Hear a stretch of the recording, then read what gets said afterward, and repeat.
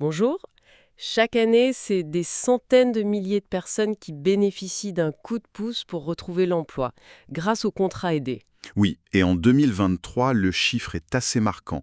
276 000 personnes sont sorties d'un de ces dispositifs. 276 000, soit un contrat unique d'insertion, le CUI, soit un parcours d'insertion par l'activité économique, l'IAE. C'est énorme. Un volume très important en effet. Et la vraie question derrière ce chiffre, c'est que deviennent ces personnes concrètement? Est-ce que ça marche, ces dispositifs? C'est la question. Et justement, on a une étude toute récente de la DARES, publiée là en novembre 2025, qui apporte un éclairage assez nouveau. Ah oui? Qu'est-ce qu'elle a de spécial? Sa force est d'utiliser des données nouvelles. C'est de la déclaration sociale nominative, la fameuse DSN. Ça permet, pour la première fois, de suivre de façon quasi complète le parcours des gens après la fin de l'aide. Ce qu'on avait du mal à faire avant avec autant de précision. D'accord, donc on a une vision plus fine, plus claire que les enquêtes habituelles. Super.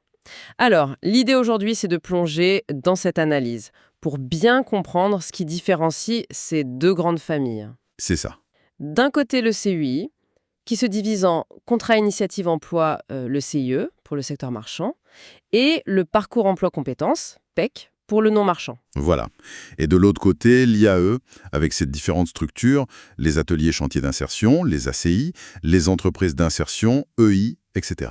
Notre objectif, c'est de voir qui sont les bénéficiaires, quel type de contrat, et surtout, la question clé, où en sont-ils 6 mois après? Exactement. Alors, avant d'entrer dans le vif du sujet, peut-être rappeler le point commun, hein? Oui, bonne idée. Le but, c'est d'aider des personnes qui rencontrent des difficultés, qu'elles soient sociales ou professionnelles, à remettre un pied dans l'emploi, Comment? via une expérience de travail concrète, Une expérience de travail, oui. mais aussi de la formation, un accompagnement, et bien sûr une aide financière pour l'employeur qui embauche. Et c'est limité dans le temps en général? Oui, la durée typique, c'est 24 mois maximum, bon, sauf dérogation, notamment pour les seniors, par exemple. D'accord. Mais au-delà de cet objectif commun, vous disiez qu'il y a une différence de philosophie assez fondamentale entre CUI et IAE. Tout à fait. Et c'est vraiment crucial pour comprendre les résultats qu'on va voir ensuite. L'IAE, elle fonctionne via des structures dédiées, les SIAE. Les structures d'insertion par l'activité économique. C'est ça. Et leur mission principale, leur ADN si vous voulez, c'est l'insertion. Elles fondent l'activité économique, oui, mais pour insérer. Du coup, l'accompagnement est souvent très poussé, à la fois professionnel et social. Et pour les CUI, c'est différent? Oui, pour un CUI, l'employeur, c'est une structure classique. Une entreprise lambda. Pour un CUI, une association, une mairie pour un PEC. D'accord. L'employeur reçoit une aide pour embaucher cette personne spécifiquement.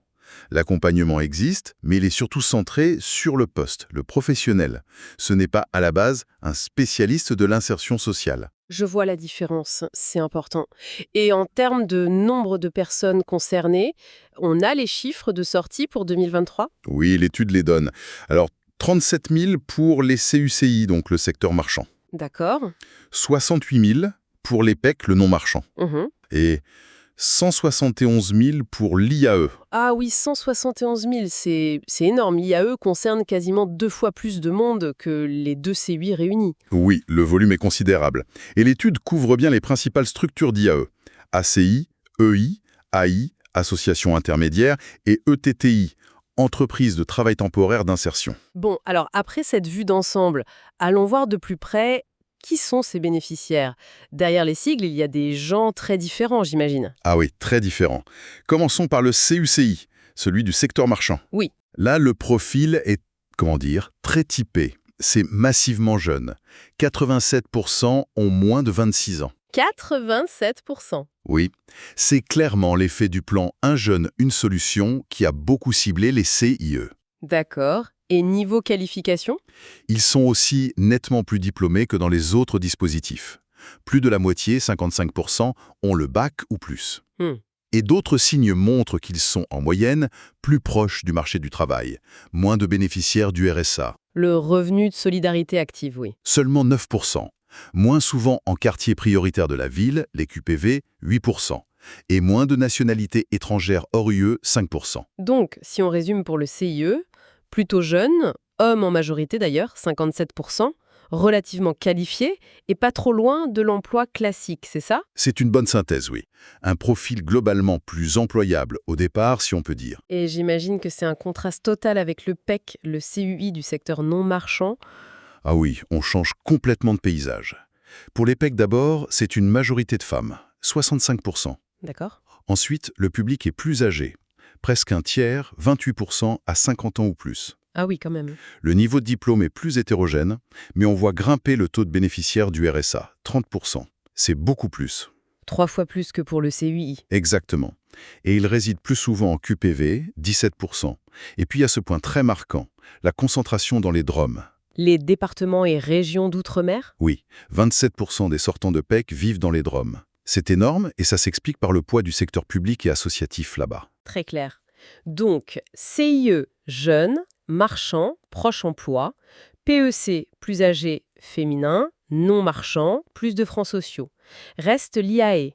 Si le CIE vise les plus proches, l'IAE, c'est pour les plus éloignés. C'est exactement ça. Les chiffres le confirment très nettement.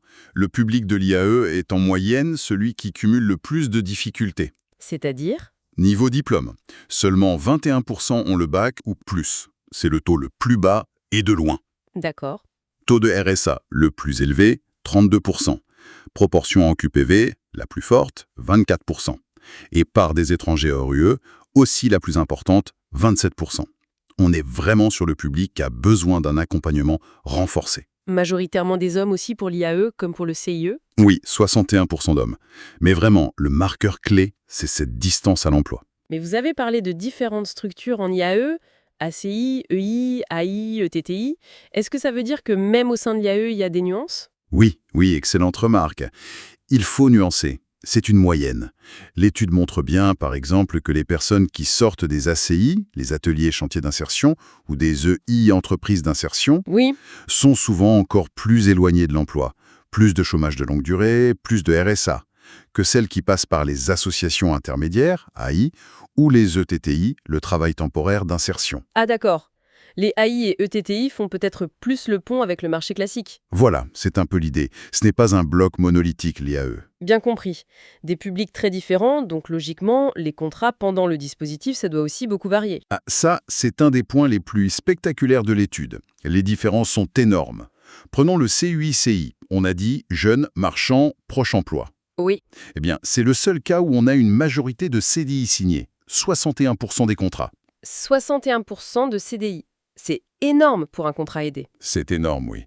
Et ils sont aussi majoritairement à temps complet. 75%, c'est vraiment atypique. Et du coup, l'aide financière, elle dure longtemps? Justement, non. La durée moyenne de l'aide versée à l'employeur est la plus courte, 7 mois seulement. Ah! Comment ça s'explique s'il y a beaucoup de CDI? Mais soit les contrats sont en fait assez courts malgré tout, soit, et c'est probable pour les CDI, l'aide s'arrête bien avant la fin du contrat. Une fois que la personne est considérée comme intégrée, l'aide n'est plus jugée nécessaire. D'accord. Ça ressemble presque à une aide à l'embauche classique, finalement, pour des profils qui étaient peut-être déjà presque prêts à être embauchés. C'est une interprétation tout à fait possible. Ça soulève la question de l'effet d'aubaine, on y reviendra sûrement. Oui. Mais en tout cas, 71% de CDI, 75% de temps plein, durée d'aide courte. C'est vraiment la signature du CIE. Les secteurs, sans surprise, restauration, commerce, industrie, BTP, le privé. Ok. Et pour le PEC? Le non-marchand, plus âgé, plus féminin, j'imagine que là, c'est l'inverse, hein. Le jour et la nuit. Pour les PEC, 95% de contrats à durée limitée, des CDD essentiellement. D'accord. Et le temps de travail? Très majoritairement à temps partiel, 76%. La durée moyenne de l'aide est un peu plus longue, 9 mois, et les employeurs sont ceux qu'on attend, administration, mairie, école, 37%, et le secteur santé-action sociale, les associations, 31%. On voit bien le lien avec les besoins de ces secteurs, souvent sur des postes à temps partiel, c'est vrai. Tout à fait. Et l'IAE alors? Le public le plus en difficulté. Quel type de contrat? Pour l'IAE, sur la nature du contrat, ça ressemble plutôt au PEC, quasi exclusivement à durée limitée, plus de 99%. Le temps partiel est aussi très fréquent, 79%. Surtout dans les ACI, où c'est quasi systématique, 95%. Et la durée de l'aide? Plus longue, j'imagine. Oui, là c'est logique. C'est la durée moyenne d'aide et d'accompagnement la plus longue, 10 mois. Ça correspond aux besoins d'accompagnement plus intenses. Logique. Et les secteurs pour l'IAE? C'est assez varié, mais on trouve beaucoup les services administratifs et de soutien aux entreprises ou collectivités, 44%, et aussi le sanitaire et social, 32%. D'accord. Donc on a bien ce tableau CI égale CDI temps plein majoritaire, PEC et IAE, CDD temps partiel majoritaire, avec des durées d'aide variables. Exactement. Ce qui nous amène évidemment à la question cruciale. Et après, que se passe-t-il 6 mois après la fin de l'aide? Est-ce que ça débouche sur un vrai emploi? C'est là que ça devient passionnant. C'est le cœur du réacteur, oui. L'étude mesure donc le taux d'emploi salarié 6 mois après la sortie. Et les résultats ils sont cohérents avec tout ce qu'on vient de dire. Alors, Sans trop de surprise, les sortants de CUI-CI caracolent en tête. Taux d'emploi le plus élevé, 73% sont en emploi salarié 6 mois après. 73%, c'est un chiffre vraiment très élevé. C'est colossal, oui. Surtout si on compare. Et c'est encore un peu plus haut pour ceux qui avaient eu la chance d'avoir un CDI pendant le CIE, 77%. Mais même pour ceux qui étaient en CDD, ça reste très fort, 65%. Impressionnant. Et pour les autres dispositifs, le PEC, Pour les sortants de PEC, donc le non-marchand, temps partiel, le taux d'emploi 6 mois après est de 51%. 51%. C'est moins que le CIE, mais ça reste 1 sur 2 qui retrouve un emploi salarié assez vite. C'est pas mal, non? C'est un résultat honorable, oui, nettement en dessous du CIE, mais ça montre quand même une insertion réelle pour une majorité. Et pour l'IAE, là où on a le public le plus éloigné de l'emploi, le taux doit être plus bas, j'imagine. Logiquement, oui. Le taux d'emploi salarié 6 mois après une sortie d'IAE est de 44%. C'est le plus faible des trois. 44%. Et l'étude précise même que c'est encore un peu plus bas pour ceux qui sortent des structures comme les ACI et les EI, qui accueillent vraiment les publics les plus en difficulté. D'accord. Donc on a une hiérarchie claire, 73% pour le CI, 51% pour le PEC, 44% pour l'IAE. Mais est-ce qu'on peut conclure aussi simplement que le CI est plus efficace? Vous parliez de l'effet d'aubaine tout à l'heure. Exactement. C'est là qu'il faut être très très prudent. Comparer ces chiffres bruts, c'est un peu trompeur. Pourquoi? Parce que, comme on l'a vu, les points de départ sont radicalement différents. On ne peut pas comparer l'insertion d'un jeune qui a le bac et juste besoin d'un petit coup de pouce, sévier, avec celle d'une personne qui cumule RSA, faible qualification, problème de logement peut-être, et qui sort d'IAE. Ce serait comparer des choux et des carottes. Oui, c'est vrai. Les publics ne sont pas les mêmes. Voilà. Et puis, il y a d'autres facteurs qui jouent sur le taux d'emploi, quel que soit le dispositif. Le diplôme, par exemple. Ah oui, Avoir le bac ou plus, ça augmente significativement les chances d'être en emploi 6 mois après. Ça joue pour tout le monde. CIE, PEC, IAE. Et les freins classiques? Handicap, RSA, âge? Ils jouent aussi, bien sûr. Avoir un handicap, être au RSA, habiter en QPV, avoir 50 ans ou plus, tout ça, ça diminue les chances d'emploi en général. Sauf, petite exception intéressante. Laquelle? Pour les sortants de CE qui étaient en CDI, là, l'âge semble moins pénaliser le maintien en poste. Une fois qu'on est en CDI dans l'entreprise, même senior, on a de bonnes chances d'y rester. D'accord. Et revenons à cet effet d'aubaine pour le CE. C'est quoi l'idée, simplement? En CIE, aurait peut-être embauché la même personne, même sans l'aide. Surtout si le profil est déjà assez bon, comme c'est souvent le cas en CIE. L'aide financière a juste rendu l'embauche moins chère, plus facile, mais elle n'a pas forcément créé l'emploi. Donc ça gonfle un peu le taux de succès apparent du CIE. Ça peut le gonfler artificiellement, oui. Par rapport aux autres dispositifs comme l'IAE, où, souvent, l'aide est absolument indispensable pour que le poste existe et que la personne soit accompagnée. Donc comparer les 73% du CIE aux 44% de l'IAE, sans tenir compte de ça, ce serait une erreur d'interprétation. C'est beaucoup plus nuancé alors. Très important de le souligner. Est-ce qu'il y a d'autres facteurs un peu surprenants qui influencent l'insertion? Oui, l'étude pointe deux choses assez étonnantes. La première, c'est sur la nationalité. Ah, Les chiffres montrent que les étrangers hors Union européenne, ils s'insèrent mieux après un passage en IAE que la moyenne des autres sortants d'IAE. c'est vrai, hein. C'est contre-intuitif ça. Oui, une hypothèse, c'est que l'accompagnement global en IAE leur est particulièrement bénéfique. Peut-être pour la langue, pour le réseau, pour comprendre le marché du travail français. Intéressant. Et à l'inverse? À l'inverse, ces mêmes personnes s'insèrent plutôt moins bien après un PEC. C'est curieux. Très curieux, en effet. Et le deuxième point surprenant? C'est la géographie. D'abord, habiter en zone rurale semble être un petit plus pour s'insérer après un CIE ou une IAE. D'accord. Et les DROM? Ah, les DROM, c'est toujours particulier. On a vu qu'il y avait beaucoup de PEC. Et là, l'insertion après un CU, surtout PEC, est souvent plus difficile qu'en métropole, avec des écarts énormes entre les territoires. À La Réunion ou Mayotte, c'est seulement 30% d'emplois après un PEC, alors qu'en Guadeloupe, c'est 56%. Waouh, quel écart! Mais, et c'est le paradoxe, l'insertion après une IAE dans les DROM est légèrement meilleure qu'en métropole en moyenne. Allez comprendre, c'est complexe. Décidément, rien n'est simple. Bon, on a vu les taux d'emploi, mais la qualité de cet emploi, est-ce que c'est un emploi stable, durable? Est-ce qu'on reste chez le même employeur? L'étude regarde ça aussi? Oui, oui, elle analyse ça en détail. Et là encore, les trajectoires sont très différentes. Commençons par le CUCI, le champion du taux d'emploi. Oui, Eh bien, non seulement le taux d'emploi est haut, mais la qualité suit souvent. Le taux d'emploi durable, c'est-à-dire un CDI ou un CDD de plus de 6 mois, atteint 67% pour les sortants de CIE. 67% d'emploi durable. C'est énorme. C'est vraiment très élevé. Et la clé de ce succès, c'est le maintien chez le même employeur. 44% des sortants qui sont en emploi le sont toujours dans la même entreprise 6 mois entrés. Presque la moitié? Oui.